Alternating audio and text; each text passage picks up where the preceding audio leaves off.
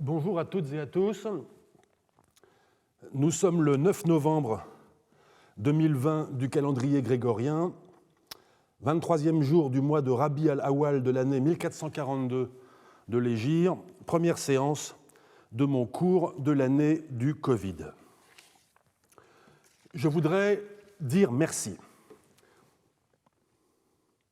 Merci aux personnes qui, dans les conditions actuelles de crise sanitaire et de confinement, sont seuls avec moi dans cet amphithéâtre vide pour enregistrer mon cours.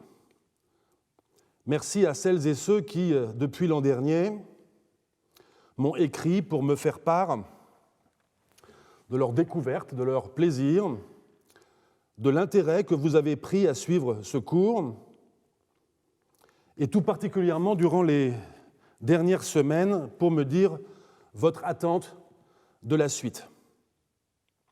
Vos témoignages ont été des encouragements nécessaires, je dirais même salutaires, si le mot n'est pas trop fort, dans une période où le travail sur le passé du monde semble parfois, il faut bien le dire, d'une urgence diminuée face aux préoccupations du présent.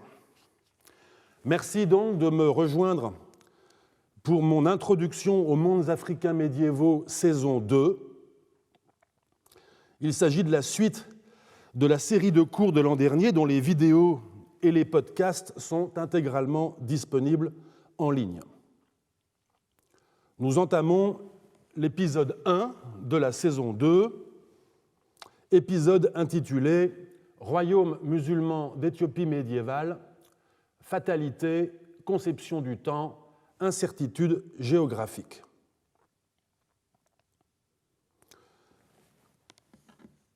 Nous remémorant un jour futur les événements qui nous ont le plus affectés durant la période en cours, qui n'est d'ailleurs pas finie et dont nous ne savons si elle sera de l'ordre d'une année ou plus, nous dirons peut-être ces événements survinrent durant l'année du Covid.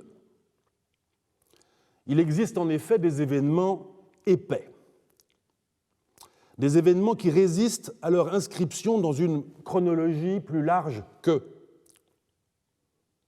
ou plutôt qui sont si épais par leur durée, leur implication sur nos vies, qu'ils deviennent eux-mêmes des jalons de la mémoire collective, ou peut-être, pour emprunter un vocabulaire géomorphologique, des buts témoins qui dominent et organisent les souvenirs, le paysage mémoriel environnant. Ces événements survinrent durant l'année du Covid, dirons-nous alors, parce que cette manière de relater nos souvenirs, nos activités et leurs entraves, nos souffrances, nos deuils, sera plus juste sur le plan du vécu, sans doute même plus exact que toute autre désignation faisant appel à une chronologie absolue, celle du calendrier, dont tout nous rappelle le caractère conventionnel et abstrait quand l'événement se hisse à la hauteur de la fatalité. Ces événements survinrent durant l'année du Covid. C'est à peu près ainsi, toutes choses étant par ailleurs différentes, que s'exprime un lettré musulman d'Éthiopie dans les toutes dernières années du 7e siècle de l'Hégire.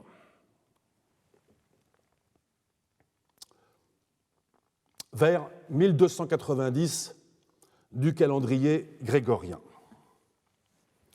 De lui, de ce lettré, nous ne savons rien, sinon qu'il était un lettré proche de l'une des familles sultaniennes dont il nous parle dans son texte. Un texte parfois appelé chronique du Shoah, mais que l'on désignera plus justement sous le titre d'Ikr at-Tawarikh, premier mot du texte, littéralement répertoire chronologique. Ce texte en arabe, nous ne le connaissons que par un manuscrit du XIXe siècle trouvé en 1936 chez un notable de Harar, ville de l'Est éthiopien, par l'érudit italien Enrico Cerulli. Manuscrit emporté par ce dernier et qui est aujourd'hui conservé à la Bibliothèque Vaticane à Rome.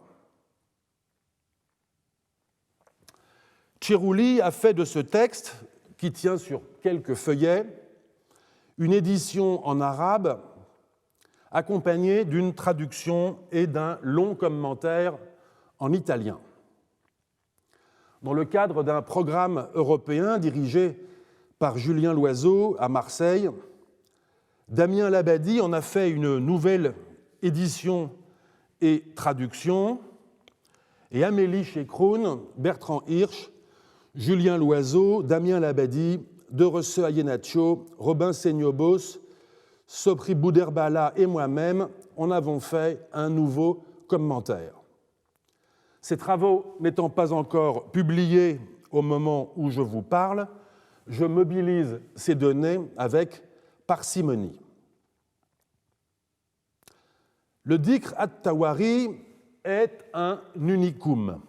En d'autres termes, il est le seul texte qui nous soit parvenu concernant le Shoah musulman qui soit rédigé par un lettré du Shoah musulman. Qu'était exactement le Shoah musulman? La question est complexe parce que la réponse dépend exclusivement de la façon dont nous choisissons de résoudre les obscurités du texte. Cerulli a compris, et après lui toute la communauté savante éthiopisante, que le Shoah musulman était un territoire unifié sous l'autorité d'une lignée de sultans. Mais les événements relatés par le texte, essentiellement des luttes entre une ou plusieurs de ces lignées, font porter le doute précisément sur l'unité politique de ce territoire. Considérons plutôt le Shoah musulman comme une région politique dont les habitants se reconnaissent une identité historique et religieuse commune, mais sur laquelle la souveraineté semble être sujette, sinon au morcellement, du moins à des contestations internes. Nous connaissons cette région politique par quelques autres mentions, soit en guèze, dans des écrits émanant du royaume chrétien d'Éthiopie, soit en arabe, dans des écrits émanant d'auteurs musulmans, éthiopiens ou non.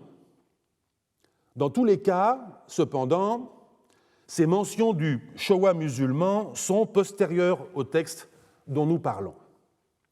Le Dikr at-Tawari est donc également le seul document contemporain du Shoah.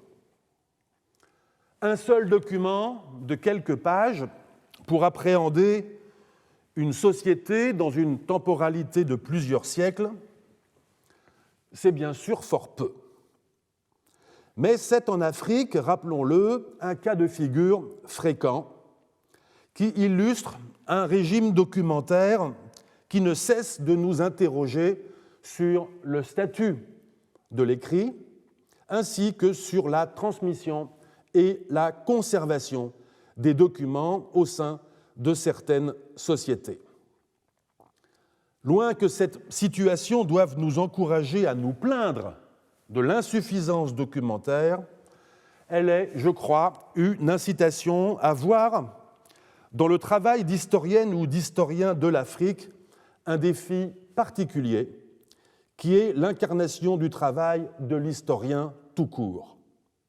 C'est en effet toujours dans la façon dont nous abordons et surmontons le constat initial de cette insuffisance que réside la justification et le plaisir de notre métier.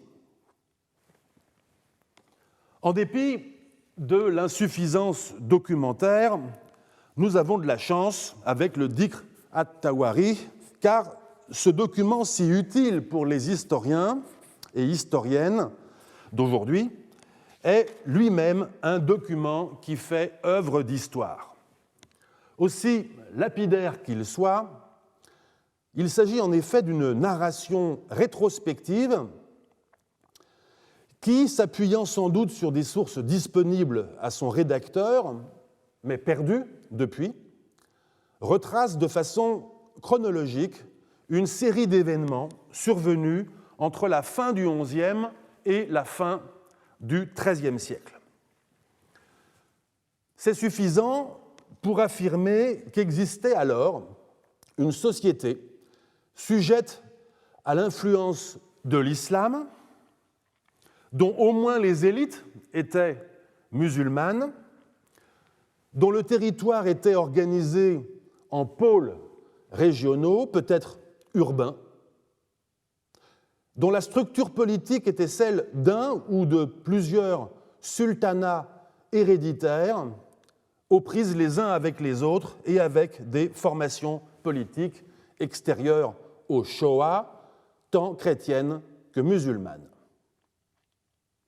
C'est suffisant pour comprendre que le lettré musulman qui répertorie chronologiquement accession au pouvoir et décès, guerre et incendie de localités, le fait dans une période de crise politique qui signe la fin du Shoah musulman.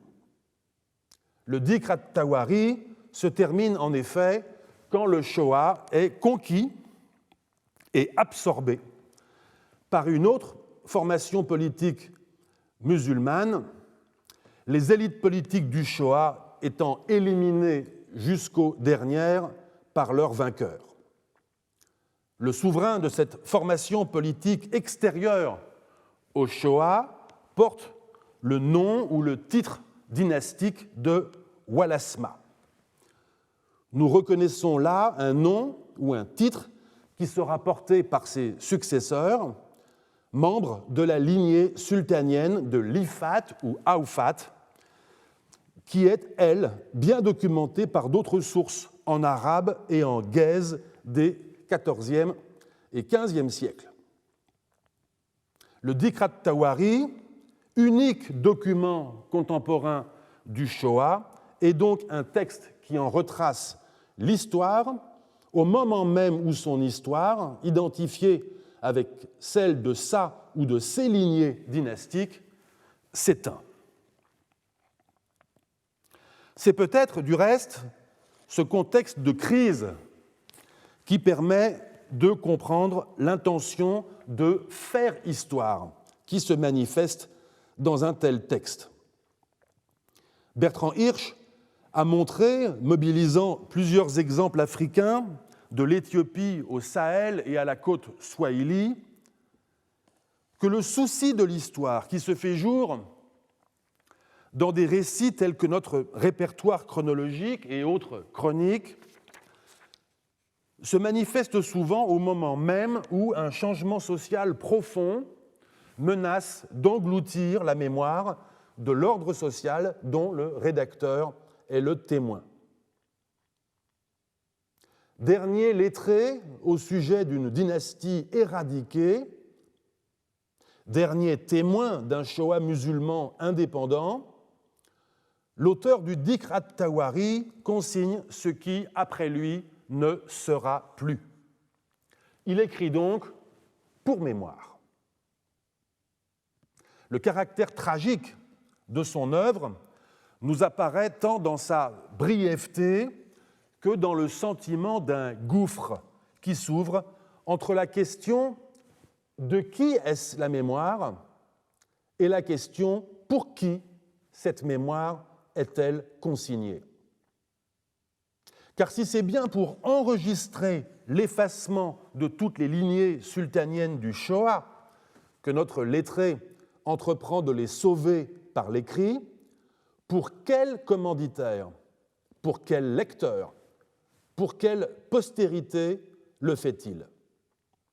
Nous sommes incapables, avouons-le, de répondre à ces questions concernant la destination de son témoignage. N'ayant à notre disposition aucun indice que son récit fût utilement lu par d'autres que les historiens modernes, hormis un scribe scrupuleux qui le recopia dans le manuscrit de Harare au XIXe siècle, il n'est peut-être pas aberrant de compter les historiens que nous sommes parmi l'auditoire potentiel du texte. Après tout, quiconque intercepte le message trouvé dans une bouteille en était, dès le moment où elle fut jetée à la mer, le légitime destinataire. Mesurons donc notre privilège.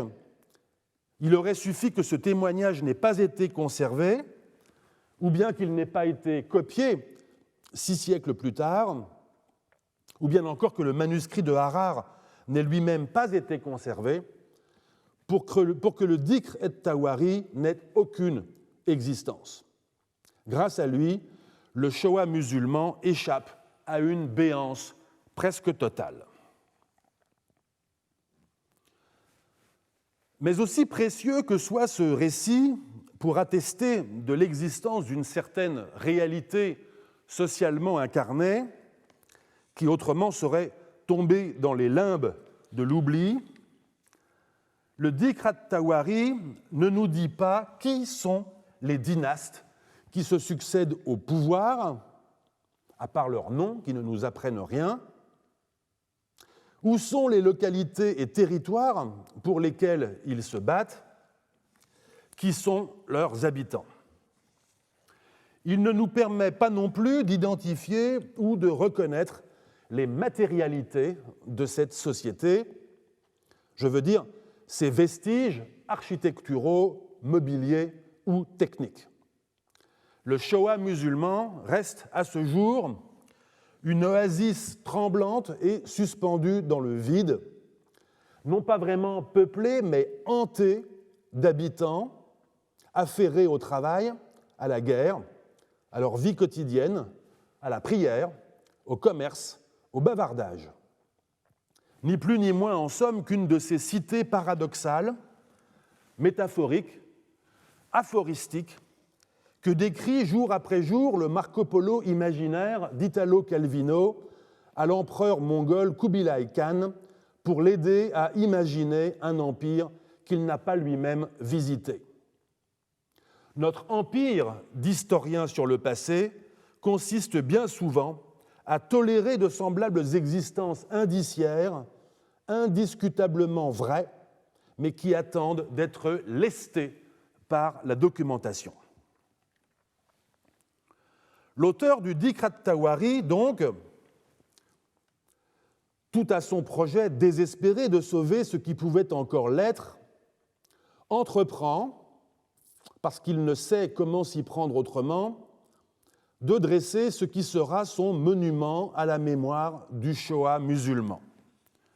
Une narration chronologique des quelques événements qui ont laissé des traces dans son époque. Soit des archives qui ont depuis disparu, soit des souvenirs individuels, soit même des traditions orales. Si nous la décomposons en une série chronologique, sa narration comporte un peu moins d'une quarantaine d'entrées événementielles assorties d'une date. Elles sont inégalement réparties dans le temps. Les quelques décennies avant la date de 1290, la dernière du répertoire, sont les plus fournies, vraisemblablement parce que le rédacteur met à profit ses propres souvenirs. Mais il est intéressant d'observer l'articulation entre l'ordre chronologique et un autre phénomène d'organisation de la mémoire. Je sélectionne pour vous, à l'image, quelques-unes des entrées du répertoire. Et j'en profite, entre parenthèses, pour indiquer que j'emploie dorénavant un nouveau dispositif visuel consistant à placer les principales références bibliographiques et travaux que je cite dans des pastilles rectangulaires orange qui figurent sur les slides et qui font ainsi office de notes de bas de page. Je lis. Le règne du sultan Djenba advint au mois de Rabi al-Hayr en l'an 650, qui correspond donc à l'année 1252 de notre calendrier. La même année advint la famine connue sous le nom de Sa. Mort du faqih Ibrahim ibn al-Hassan, grand cadi du Showa, le dimanche, 10 nuits étant passées depuis le début du mois de Ramadan en l'an 653, donc 1255. La même année, l'Irak tomba aux mains des Mongols et son calife, que Dieu ait pitié de lui, fut tué. La famine, connue sous le nom de Fassas, advint en l'an 657, 1258. Le décès du sultan Djenba advint le 5e jour du mois de Rabi al-Hayr en l'an 660. Le règne de Djiram Jazi advint le 21 de Rabi al-Hayr de cette année. La même année, il y eut une hasbite et une grande peste. La sécheresse, connue sous le nom de Hajla, advint en l'an 671. La peste, au cours de laquelle disparurent les notables et les sultans de Wallallah, advint en l'an 673, qui correspond à l'année 1274-1275. Fin de citation. La narration est certes organisée selon un ordre chronologique rythmé par le calendrier hégirien.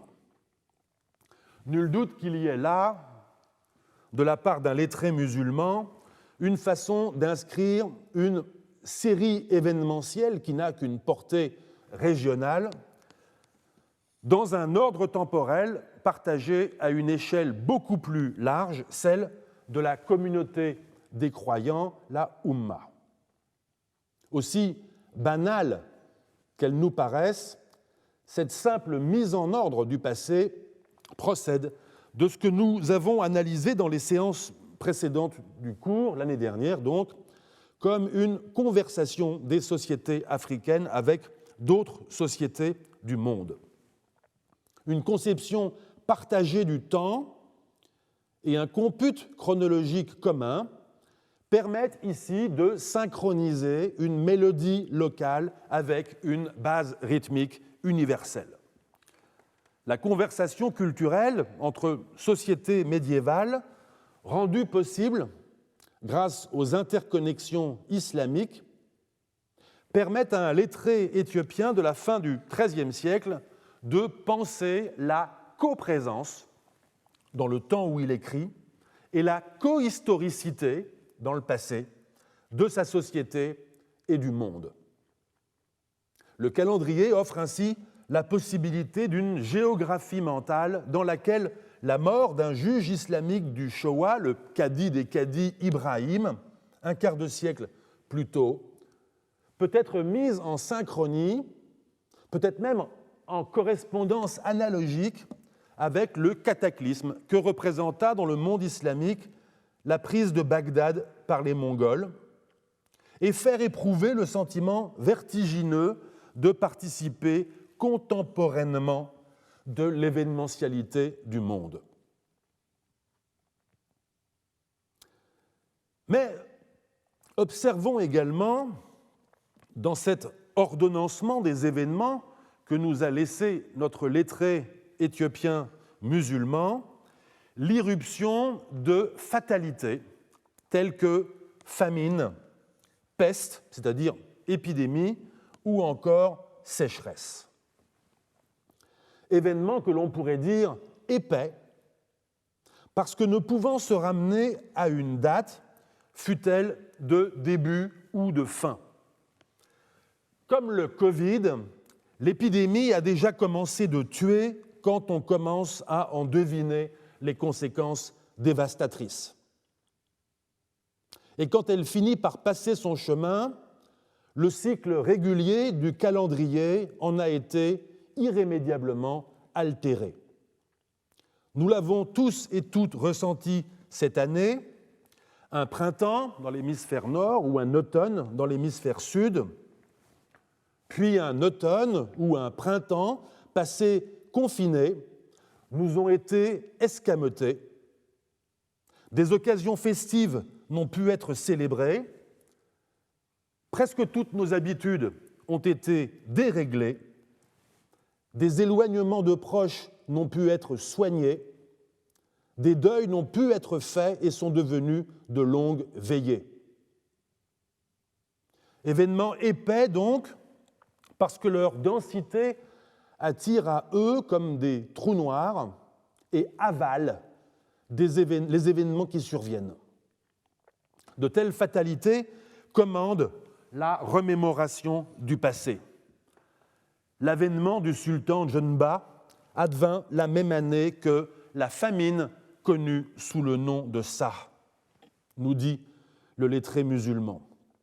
Il se souvient seulement que c'était 7 ans avant la famine suivante, celle appelée Fassas, et que le même sultan qui avait accédé au pouvoir l'année d'une famine mourut l'année d'une peste. Puis il y eut, nous dit encore notre témoin, je le cite, la sécheresse connue sous le nom de Hajla. Et enfin, une autre peste, celle qui engloutit les sultans et les notables d'une localité ou d'une contrée appelée Wallallah. Il y a fort à parier que ces 23 ans d'histoire, apparemment rythmés par une rigoureuse chronologie calendaire, sont en réalité le fruit d'une reconstitution chronologique à partir d'une mémoire jalonnée de fatalités qui ont laissé des traces bien plus tangibles que des dates. La faim, le deuil, la peur. Même quand nous ne nous souviendrons plus dans quelle année eut lieu le Covid, nous nous souviendrons de ce qui s'est passé durant l'année du Covid. Si familière est d'ailleurs cette manière de nous souvenir que les fatalités portent des noms. À une famine, je le cite, connue sous le nom de Ça, succède une autre, 4 ans plus tard, connue sous le nom de Fassas. Ces noms ne nous disent aujourd'hui plus rien. Mais dans la mémoire des derniers habitants du Shoah musulman, ou dans celle du dernier lettré, soucieux d'en perpétuer le souvenir, ces noms récapitulaient le temps vécu à hauteur d'une vie d'homme ou de femme. Dans une autre région d'Afrique, très loin d'Éthiopie, au Sénégal, et plus précisément en pays soninké, de semblables noms de famine sont employés dans cette région du Sahel soumise à une insécurité environnementale pour désigner des événements du passé. D'autres noms qui désignent des personnes ou des groupes cristallisent eux aussi la mémoire d'épisodes douloureux. L'historienne Monique Chastanet a montré avec beaucoup de finesse que de tels noms de famines et d'autres fatalités qui peuvent être collectés dans les communautés d'aujourd'hui peuvent être employés comme source pour retracer une histoire qui remonte à plus d'un siècle. La comparaison de cette mémoire déposée dans des noms avec les données issues des archives montre que les noms de famine n'épuisent pas la totalité des périodes de soudure et de disette, mais seulement les plus marquantes.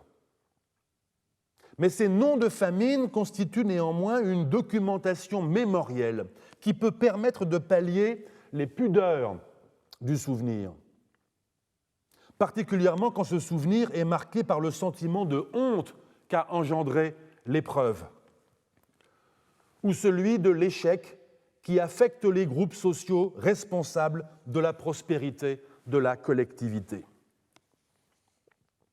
Pour revenir à l'Éthiopie musulmane du XIIIe siècle, nous sommes bien en peine d'employer les noms de fatalité comme documents d'histoire, faute de pouvoir nous livrer à de semblables enquêtes sur le terrain. Nous ne saurons donc pas ce que veulent exactement dire les noms qui désignent les famines de 1252 et 1259.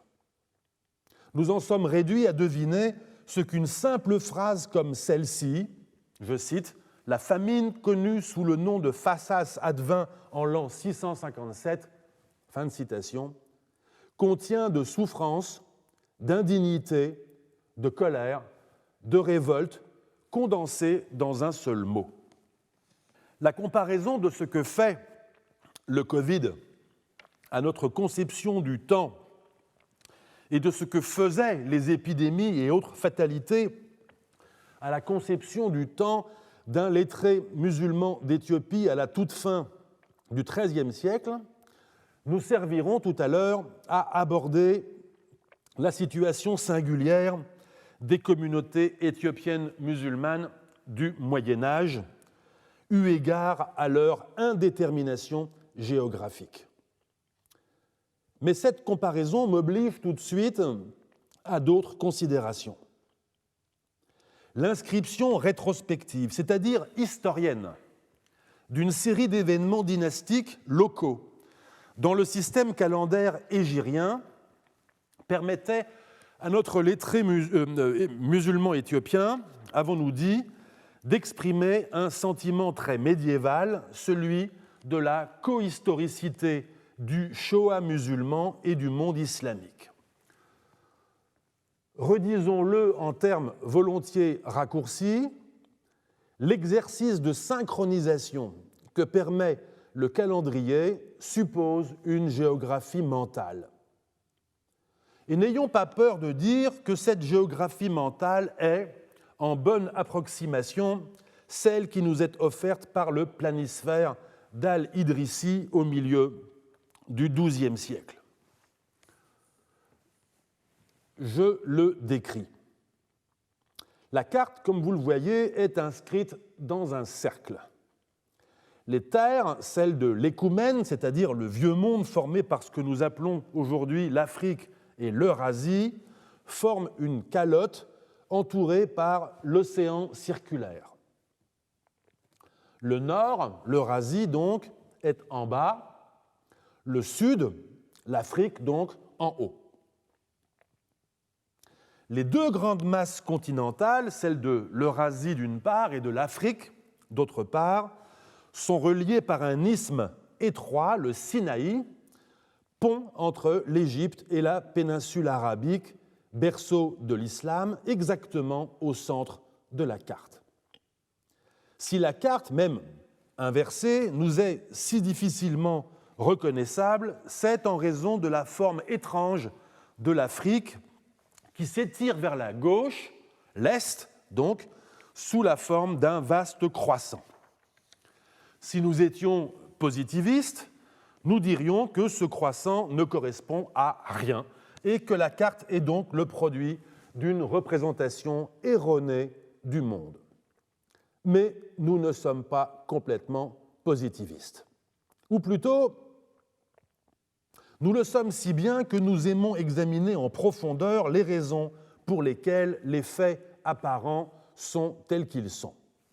En l'occurrence, remarquons que la conséquence d'une Afrique étirée comme un croissant jusqu'à l'Extrême-Orient est de refermer l'océan Indien comme une mer intérieure, disons même comme une seconde Méditerranée, puisqu'elle en est visuellement le symétrique, seulement ouverte sur l'océan circulaire par un détroit à l'est, guère plus large que celui de Gibraltar à l'ouest. Al-Idrissi n'avait certes aucune idée de la forme du continent africain et ce n'est donc pas en connaissance de cause qu'il a dessiné l'Afrique sous cette forme étrange. Mais ce qu'il savait est que l'Afrique, ou quel que soit le nom qu'il lui donnait, s'il voulait lui en donner un, possédait du côté oriental un profil de côte continu qui participaient du même univers maritime que les côtes d'Arabie, d'Inde et même de Chine. C'est cet univers de circulation commerciale qui constitue le fait saillant de cette carte et non la forme de l'Afrique qui n'en est que la conséquence indirecte. Implication remarquable de la conception d'Al-Idrissi, la pointe extrême de l'Afrique, appelée Al-Wak-Wak sur la carte, n'est guère plus éloignée de la Chine, Al-Sin sur la carte, que le Maroc ne l'est de l'Italie. Peut-être plus remarquable encore, une île s'intercale entre l'Afrique extrême et la Chine. Elle s'appelle Al-Kumr, peut-être l'une des Comores qui ont conservé le nom arabe, peut-être Madagascar. Elle est en position similaire à la Sicile d'Al-Idrissi, entre l'Eurasie occidentale et le Maghreb extrême. Au sein de ces univers maritimes qui commandent la forme des continents, les îles sont décidément des pivots de la navigation. On objectera, en mauvais positiviste, que tout cela est faux. L'Afrique n'est pas en face de la Chine, ou à tout le moins pas tout à fait à l'échelle. Mais la logique implacable de la carte n'est pas celle de la géométrie des formes et de l'arithmétique des distances. Elle réside seulement, mais spectaculairement, dans la représentation fidèle des terminaisons commerciales du monde. J'ai suggéré l'an dernier de définir le Moyen-Âge comme un régime de connectivité dans lequel les circulations globales étaient davantage le fait des marchandises que des marchands. Nous en avions repéré les indices à la faveur d'une longue discussion sur la valeur documentaire des témoignages matériels et celle du mensonge et de la frustration chez les voyageurs. L'Afrique, avions-nous dit, était le lieu d'observation par excellence de ce hiatus entre concevabilité et empêchement du voyage global. Si l'on en voulait une illustration légèrement extrapolée à partir de la carte d'Al-Idrissi que nous avons toujours sous les yeux, nous dirions que la proximité de l'Afrique extrême et de la Chine n'exprime pas la possibilité du voyage direct qui ne fut sans doute jamais réalisé. Mais elle exprime le fait bien tangible de la circulation de la céramique chinoise, domaine de spécialité de ma collègue Bing Zhao au CNRS, qui vient de soutenir sa thèse d'habilitation et dont je recommande chaleureusement les travaux. La carte, en cela, enregistre ce caractère du monde médiéval, la coprésence des ateliers villageois qui perpétuent leur savoir-faire autour de leurs fours dragons et exportent leur production vers ils ne savent où. Les armateurs et navigateurs chinois, persans, hindous, arabes, juifs, dont les réseaux s'articulent de la mer de Chine à l'océan Indien occidental, les communautés swahili qui, de la Somalie à la Tanzanie, font de la possession de vaisselles étrangères le témoin de leur statut d'élite urbaine, commerçante musulmane, et encore le chef qui, à Mapungubwe en Afrique du Sud, se fait placer dans la tombe accompagné de biens de prestige importés d'il ne sait où, y compris un céladon chinois. C'est cette coprésence au monde qui, nulle part, ne suppose une expérience du monde que reflète la carte d'Al-Idrissi, géographe bien informé, quoique passablement sédentaire lui-même, ou encore la géographie mentale d'un lettré musulman éthiopien qui n'avait peut-être jamais quitté l'Éthiopie, mais à qui l'usage du calendrier hégirien permettait d'entendre, même furtivement, la synchronie du monde.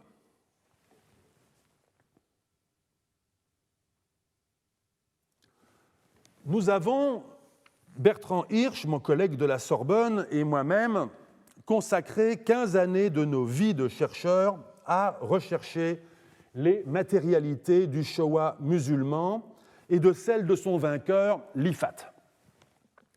En d'autres termes, à tenter de lester par la documentation matérielle des pays connus par les sources écrites, mais qui, jusqu'alors, flottaient dans les airs, incapables qu'étaient les chercheurs de poser ces sociétés, ces formations politiques, ces dynasties de sultans dans des paysages concrets. Nous y avons en partie réussi, mais bien des choses flottent encore. Le compte-rendu de ces réussites et de ces flottements a été publié dans un long article paru dans la revue Annales islamologiques en 2017 et accessible gratuitement sur le site internet de l'Institut français d'archéologie orientale du Caire. Je n'entrerai pas ici dans le détail de l'enquête, mais me contenterai d'en rappeler les termes. D'abord pour dire qu'il s'est agi d'une enquête au sens propre de ce terme, avec ce qu'il suppose de collecte de témoignages, en l'occurrence dans les sources écrites médiévales, de lecture des résultats d'enquêtes menées par d'autres enquêtrices et enquêteurs, de campagnes de terrain, c'est-à-dire de recherche d'indices matériels sur une scène de crime ancienne où l'on ne sait pas trop ce qu'il est advenu des corps et où bien des événements ont pris place depuis. Une enquête aussi parce qu'elle suppose de pistes suivies en vain, enfin je veux dire en vain parce que ces pistes n'ont pas abouti à trouver les indices recherchés, quoiqu'elles en aient livré d'autres qu'on ne cherchait pas. De scénarios échafaudés dans la liberté, la contradiction, parfois par provocation, en tout cas toujours dans la conversation avec d'autres qui apportent des points de vue différents, des compétences que vous n'avez pas, une fraîcheur que vous avez perdue en cours de route, ou simplement d'autres façons de hiérarchiser les indices. Ces scénarios sont une part essentielle de l'enquête historienne, parce qu'ils servent à rechercher celui des scénarios qui constituent l'histoire telle qu'elle s'est passée, le scénario approchant du vrai, celui qui rend compte de tous les faits aussi bien que des lacunes et de toutes les interprétations étagées depuis la survenue des faits. Ils ont valeur de test destinés à être le plus souvent abandonnés. Ils auront été efficaces, ces scénarios, s'ils ont permis de prendre en compte un élément jusqu'alors inaperçu ou négligé. Mais seul le dernier scénario compte. Seul celui-là mérite d'être publié dans une revue académique, effaçant par là même toute la démarche de l'enquête. Je me souviens d'un soir autour du feu de camp en Éthiopie, en janvier 2007, en compagnie de Bertrand Hirsch, Amélie Chekroun, Laurent Bruxelles et Derese Ayenacho. Nous venions de découvrir, autour d'une mosquée ancienne qu'avait signalée un collègue éthiopien, Tchernet Tilaoun, une ville ruinée que les pasteurs afars de la région nommaient Asbury. Comment ne pas penser qu'elle était la capitale du Shoah que nous cherchions depuis déjà près de 10 ans. Je me souviens d'un autre soir, quelques jours plus tard, après que nous eûmes visité un autre site à une journée de marche de la précédente. Il s'agissait de Nora. Nous comprîmes plusieurs années plus tard que ce site avait déjà été vu par un médecin italien de Ménélique à la fin du XIXe siècle, quoique sa description fût trop sommaire pour avoir été immédiatement reconnaissable. Mais ces soirs-là, les scénarios changèrent. Nous avions une deuxième ville du Shoah, mais laquelle était la capitale? 1 an et demi plus tard, compte tenu des données archéologiques tirées des fouilles de Nora et congruentes avec d'autres datation obtenue précédemment, nous avions compris que tous les sites islamiques de cette région étaient attribuables au XIVe et XVe siècle. Ils n'appartenaient donc pas au Shoah musulman, dont nous savons par le Dikr at-Tawari que son existence politique se termine à la fin du XIIIe siècle. Mais alors, à quoi correspondait ce pôle urbain et musulman constitué d'une, deux, trois villes séparées d'une journée de marche de l'une de l'autre, et ces cimetières comprenant des milliers de tombes musulmanes, et ces vestiges de terrassement agricole encore visibles sur les pentes des collines, aujourd'hui repeuplées par la savane arbustive. Nous tenions enfin un paysage probant correspondant à tout ou partie d'une formation politique islamique médiévale. Nous allions enfin pouvoir lester un royaume islamique qui était encore flottant au-dessus de nos têtes. Cela ne pouvait être que l'Ifat, que nous avions pourtant longtemps cherché dans d'autres régions d'Éthiopie. Nous l'avions cherché ailleurs pour des raisons que nous pensions bonnes. Et les raisons que nous avions maintenant de nommer Ifat, l'ensemble de vestiges que nous avions documentés, engendraient de nouvelles énigmes, décalaient d'anciennes questions, nous contraignaient en somme à renouveler l'enquête avec d'autres enquêtes. Mais encore fallait-il la preuve que cet ensemble de matérialité correspondait à l'Ifat des sources écrites. Or, cette preuve n'existe presque jamais. Il faudrait, pour qu'elle existe, ou plutôt pour qu'il soit rendu inutile de la convoquer, que la mémoire des sites ne se soit jamais perdue. On ne se demande pas si le Paris de Charles V correspond ou non au site connu sous le nom de Paris. On peut certes s'interroger sur la localisation de tel ou tel bâtiment perdu, mais la présence sans cesse réitérée de Notre-Dame, de la Conciergerie ou de la Sainte-Chapelle en a perpétué l'identité sans que nous ayons besoin de la prouver.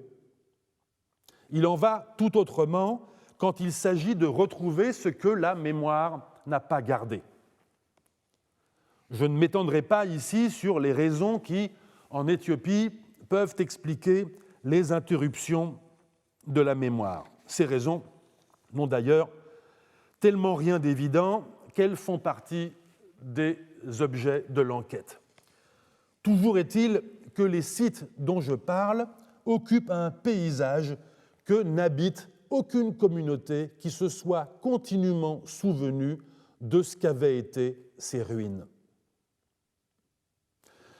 Je me souviens des équipés de Bertrand Hirsch et Amélie Chekroun en 2008 et 2009, depuis nos campements de base, pour retrouver la trace d'une inscription arabe vue par le médecin italien de Ménélique, qui avait pratiqué plus d'un siècle auparavant une sorte d'inventaire archéologique pour le compte de l'empereur.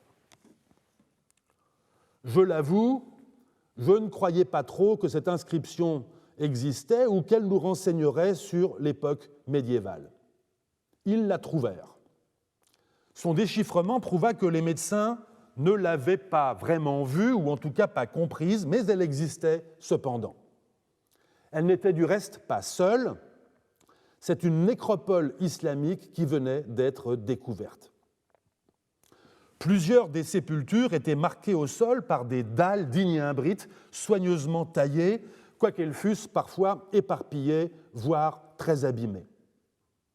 Sur les faces extérieures de plusieurs de ces blocs couraient des inscriptions funéraires arabes.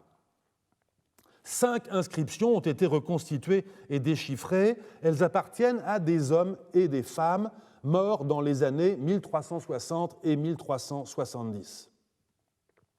Leur nom, leur généalogie et leur titre indiquent qu'ils se rattachent à la lignée des Walasma, les sultans de l'Ifat. Cette nécropole était située sur la berge d'un torrent.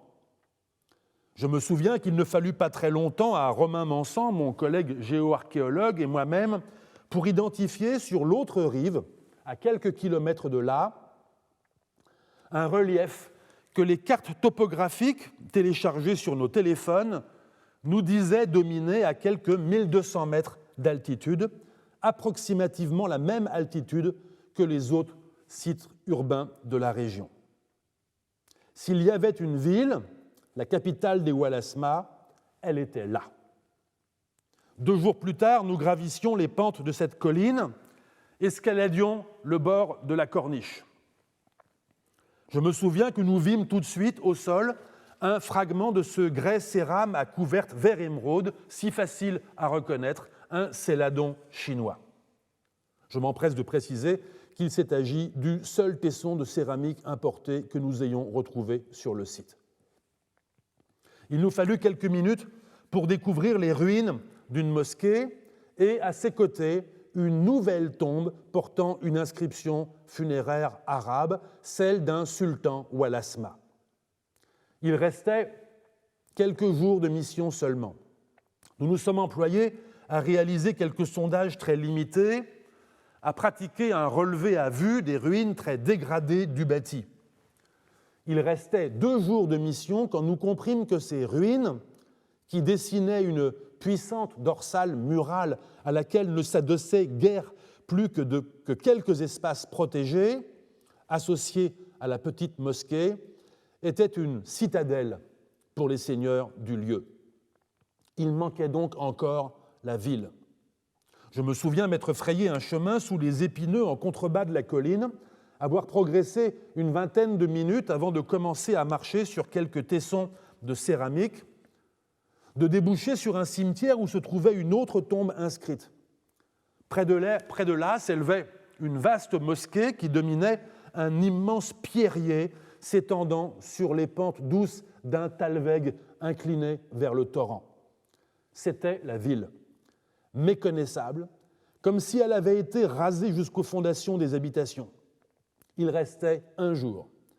Nous fîmes ce que nous pûmes pour documenter l'extension des ruines et le mobilier présent en surface, la mosquée, l'inscription.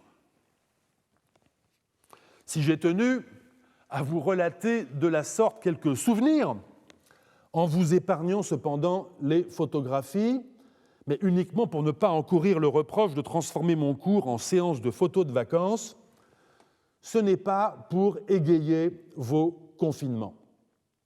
C'est parce que ces quelques souvenirs vous permettent de vous faire une idée de ce en quoi consiste l'enquête, et plus particulièrement les scénarios remodelés au fur et à mesure de son avancée, jour par jour, parfois heure par heure.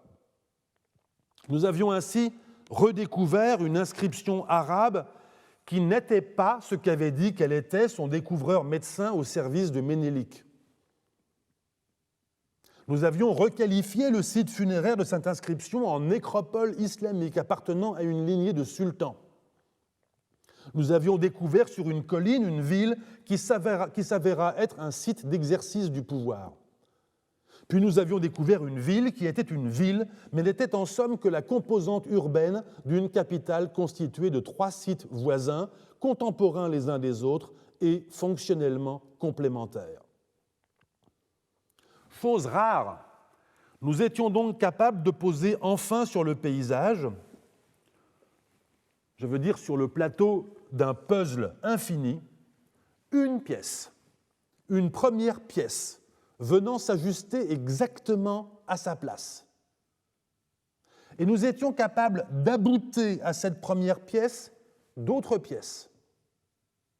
C'était là qu'avait régné tel sultan connu par une chronique, là qu'était née telle de ses filles connue par une inscription, là que poussaient des bananiers au dire d'un géographe arabe, là que s'étaient produits quelques conflits de succession entre princes musulmans attisés par un souverain chrétien. Ifat ou Aofat, selon la graphie employée, avait enfin son lieu, comme Paris à Paris. En revanche, ce qui n'en avait toujours pas, et qui n'en a d'ailleurs toujours pas, c'est le Shoah musulman des 2 siècles antérieurs. c'est ennuyeux. Et c'est même d'autant plus ennuyeux que le mystère s'est en quelque sorte épaissi, rendu plus complexe par la découverte d'Ifat. Car il faut bien le rappeler, nous avons découvert Ifat précisément dans la région où nous avions, 15 ans avant, cherché le Shoah, tandis que nous cherchions alors l'Ifat ailleurs. Revenons au Dikr at-Tawari, ce texte unique et essentiel que nous n'avons cessé de lire et de relire depuis le début de cette enquête, afin de tester si les lectures permises par lui étaient ou non compatibles, et si oui, à quel prix, avec les scénarios sans cesse modifiés. Le texte dit ce qui suit, je lis. La même année, nous sommes donc en 675 de l'Hégire, 1276 ou 1277 du calendrier grégorien, la même année eurent lieu la première venue de Wali Asma au Shoah et sa victoire sur Harsa au mois de Rajab, lequel s'enfuit de Jidaya en Sa'ban. L'incendie de Walala de la main de Ali ibn Wali Asma advint en Rabi al-Hayr de l'année 676. La conquête du Shoah par Wal Asma et son accession au pouvoir advinrent au mois de Dhu al-Hijja, alors qu'il restait encore 11 nuits jusqu'à la fin du mois. Fin de citation. Les événements, admettons-le, ne sont pas complètement clairs, en dépit de la précision des dates. On ne sait en particulier ni où est le Jedaya par rapport au Shoah, ni où est ou ce qu'est Harsa, qui est vaincu par Wali Asma ou Wal Asma. Mais ce que nous comprenons est que ce Wali Asma, dont nous savons par ailleurs qu'il est le fondateur de la lignée dynastique de l'Ifat, vient pour la première fois au Shoah vers 1276, incendie une place importante moins d'un an plus tard et conquiert le pays tout entier et se proclame souverain 3 ans plus tard. La suite du répertoire chronologique montre que cette première conquête ne fut peut-être pas complètement effective. En 1285-86, donc 9 ans après son entrée dans le Shoah, Wal Asma poursuit en effet encore sa stratégie d'incendie, de pillage et de razzia. La même année, il destitue, nous dit-on, les rois du Shoah, puis il les fit descendre, je cite toujours, jusqu'au dernier dans la fosse, fin de citation, avant de nommer un gouverneur. Dans cette phrase, par les rois, Moulouk en arabe, il faut peut-être entendre les princes de la lignée ou des lignées dynastiques du Shoah.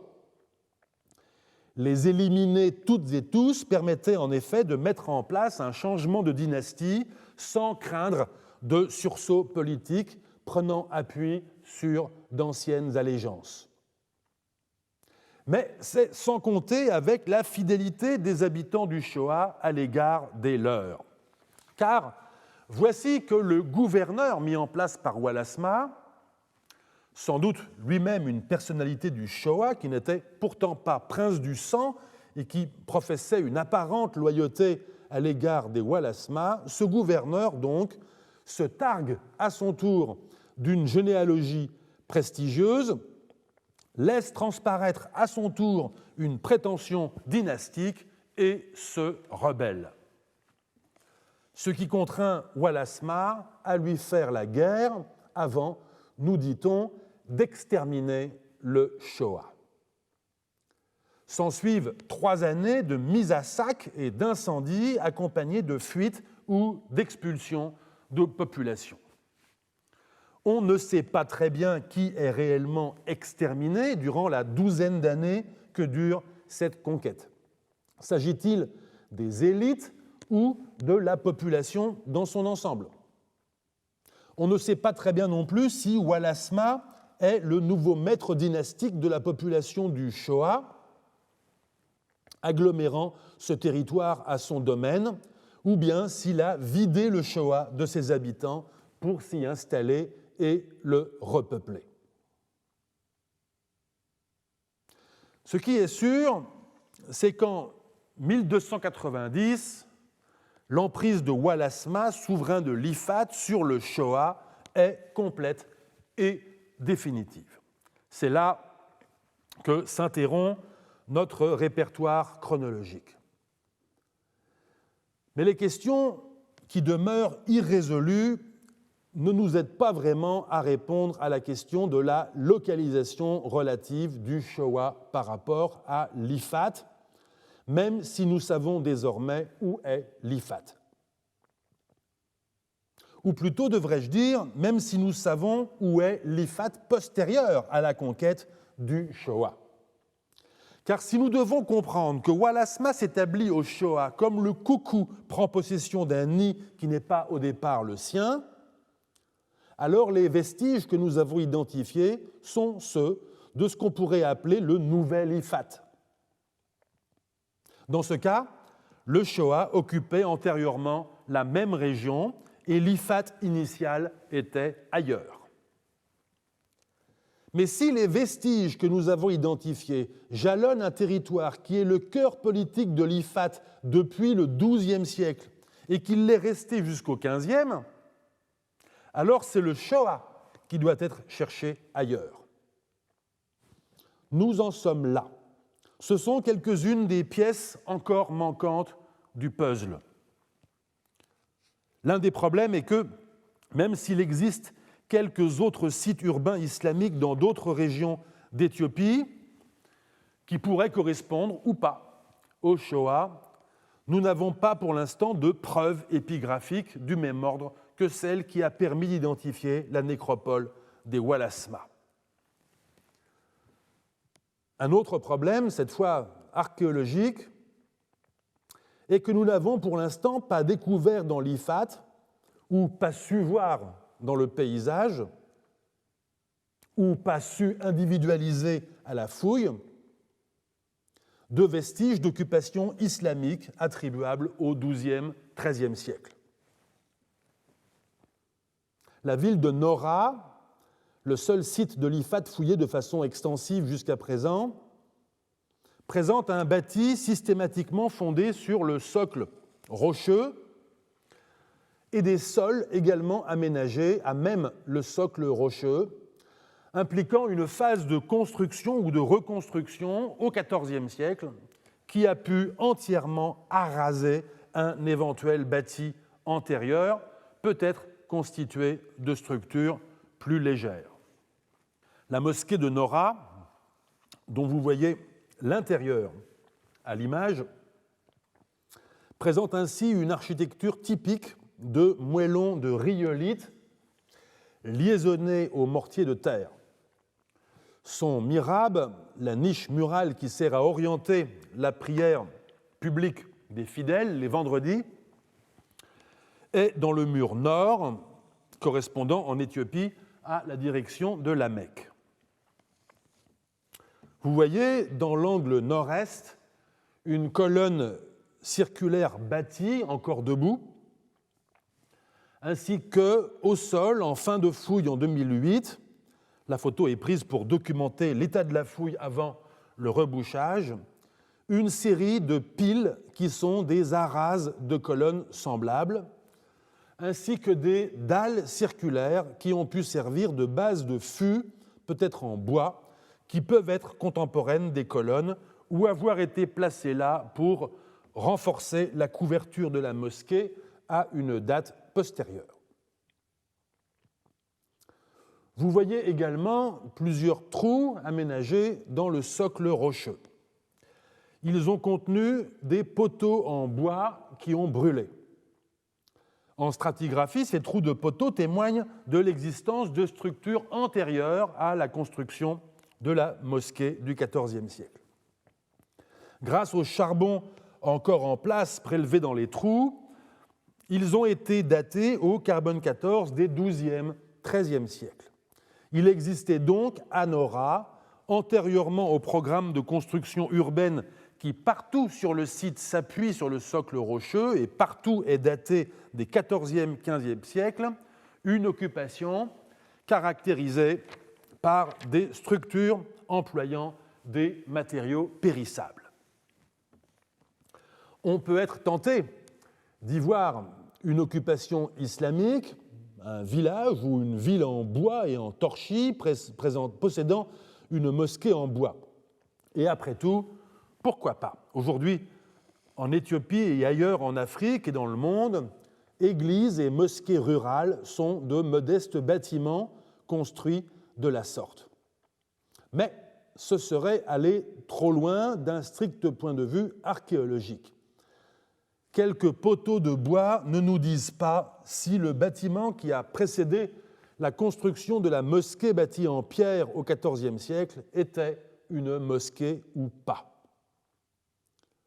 Nous ne sommes donc pas capables de dire si, dans cette région d'Éthiopie, l'architecture de pierre a accompagné l'adoption de l'islam ou bien l'a suivi de plusieurs siècles.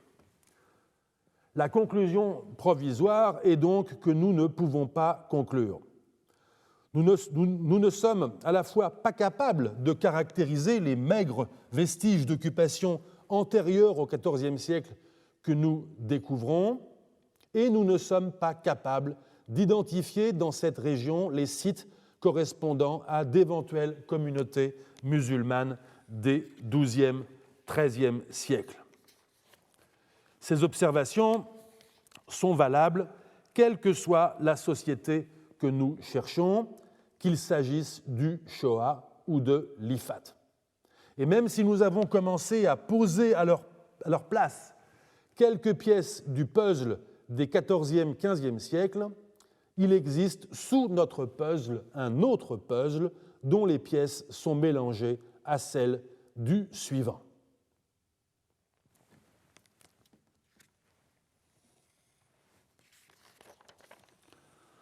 Enfin, un troisième facteur, non pas documentaire, mais lié à la géographie, je dirais même à la géométrie politique de l'Ifat, continue à rendre notre problème un peu plus complexe encore. La raison pour laquelle nous avions commencé à chercher l'Ifat ailleurs, dans l'Est éthiopien et dans le pays voisin, le Somaliland, est que nous avions choisi d'être guidés par un auteur arabe du XIVe siècle, Al-Umari, à la fois parce que cet auteur égyptien a laissé, sur la foi d'informateurs musulmans éthiopiens, une longue description du sultanat de l'Ifat, présentée comme la plus puissante des formations politiques musulmanes d'Éthiopie de son temps, dans les années 1330, mais aussi parce qu'il existait une édition critique disponible de son texte, ce qui n'était pas forcément le cas d'autres auteurs arabes. Al-Umari décrit abondamment le sultanat de l'Ifat jusqu'aux productions agricoles et aux pratiques alimentaires de ses habitants. En termes d'extension territoriale, il voit l'Ifat comme un rectangle de 20 jours par 15, tout entier densément cultivé.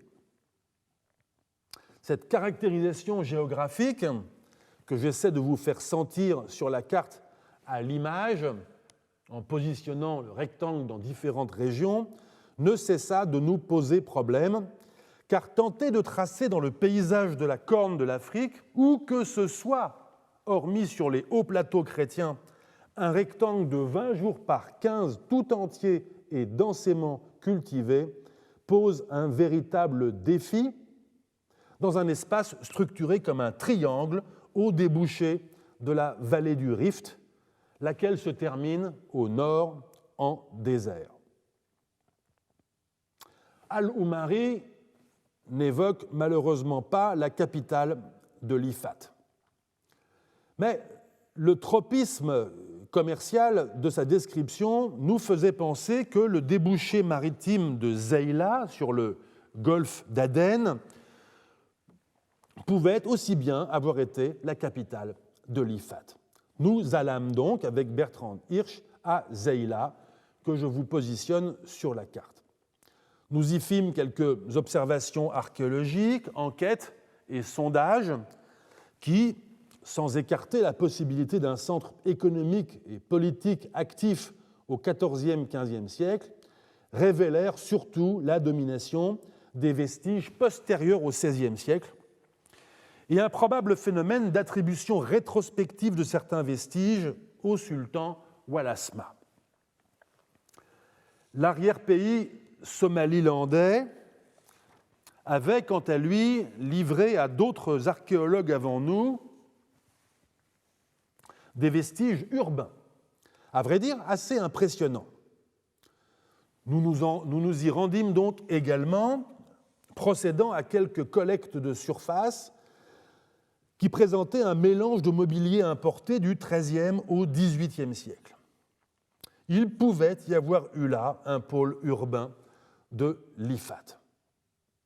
Nous nous rendîmes bien sûr de nombreuses fois à Harar, ancienne cité musulmane de l'Est éthiopien.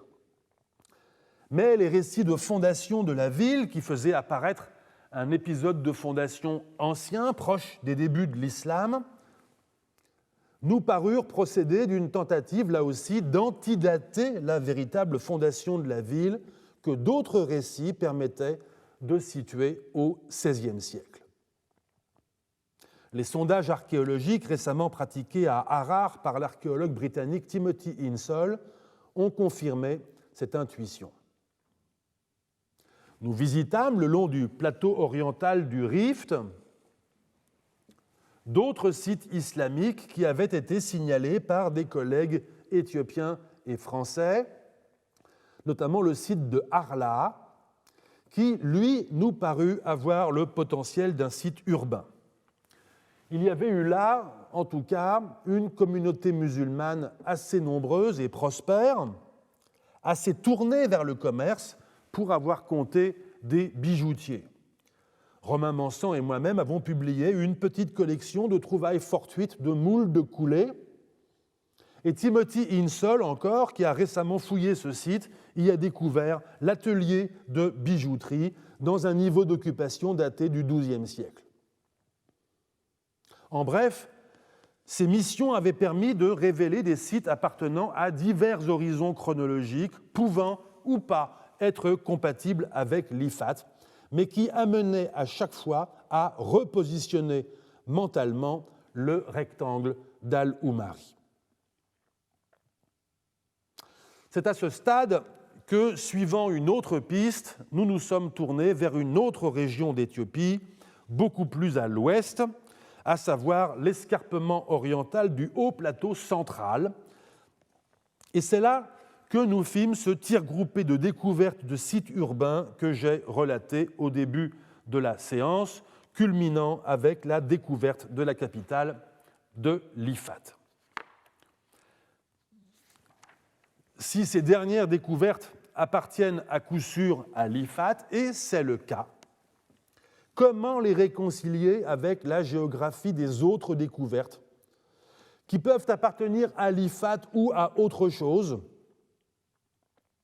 Comment les réconcilier avec la possibilité d'un ou de plusieurs autres sièges du pouvoir en Ifat, y compris possiblement Zeila et les villes de l'arrière-pays du Somaliland?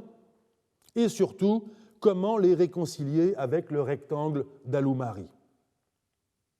À quoi faut-il renoncer pour opérer cette réconciliation?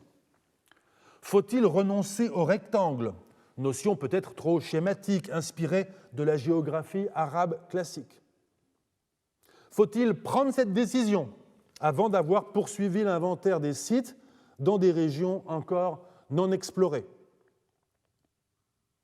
Je vous laisse avec ces questions pour l'instant non résolues et vous propose de nous retrouver la semaine prochaine pour réaborder l'ensemble du problème sous une autre perspective, une perspective d'écologie politique, culturelle et environnementale des sociétés musulmanes de l'Éthiopie médiévale. Et je vous remercie.